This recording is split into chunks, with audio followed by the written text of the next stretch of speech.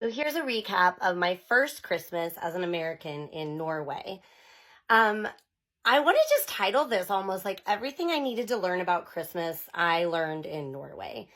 So the first thing I want to talk about is actually what happens after Christmas, and that's romjul, which basically means space of Christmas. And for Americans who might not know about this tradition, it takes place between Christmas and New Year's, and it's about just holding the Christmas space. Like, you stay in, you maybe read, do crafts, knit, watch TV with your family. It's just this sort of, dare I say, almost sacred time of taking time for yourself and your family in this Christmas space.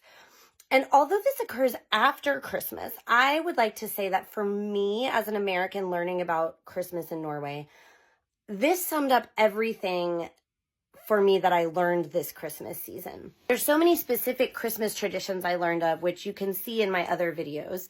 But one thing I learned from the feedback I got from Norwegians to those videos is that Norwegians celebrate Christmas much more than Americans. And Americans probably think that like we do Christmas so big, but like Norwegians have so many traditions about it that are not like the latest trend from the stores or the latest color scheme. Like, they're old traditions and they're very committed to them, even though what you'll hear from most people in the world is that Norway is one of the least religious countries in the world. And what I heard from feedback to some of my videos about Norwegian Christmas traditions is that most Norwegians seem to say that these traditions predate Christianity and go back to the original Yule, or Yule. In American we would say Y-U-L-E, which we use as an interchangeable word for Christmas. But for the Norwegians, who still call Christmas Jul, J-U-L, many Norwegians were telling me that they don't consider them the same holiday, that Yule is like an ancient thing that predates Christianity and indeed is sacred to them for that reason outside of the bounds of religion.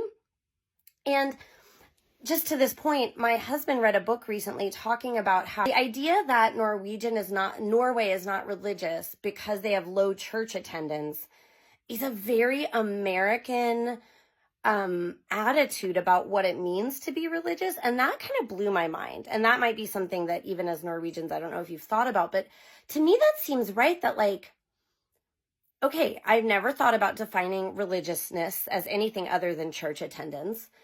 But if we defined it as holding space and sacred time and revering certain traditions, which, I mean, I'm not an expert on the history of religion, but I would argue that that's what religion was for a vast majority of society, is like ritual and tradition, more than like the personal belief in something, is a lot more of like a Reformation Christian view, like Anabaptist era. And if we think outside of that, then I think there is, to me at least as an outsider, a very almost religious sacredness with which Norway keeps Christmas. Or Yule, should I say. And by religion, I don't mean Christian. I mean like a commitment to something bigger and higher and deeper than oneself that matters because it matters and not necessarily for any outside reason.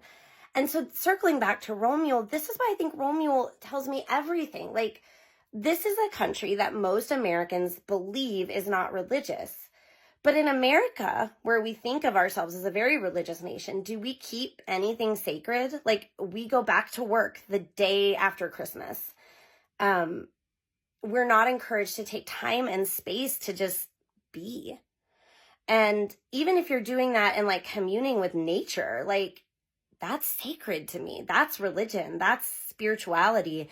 And so, yeah, like, I am in the Romjul spirit. Like, I actually wish it lasted longer.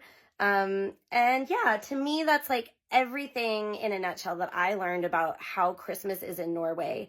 In a way, I felt like it couldn't be more different than America because it's more excessively about the traditions, but without the sort of neo-Christian meaning, and yet with this like deeper reverence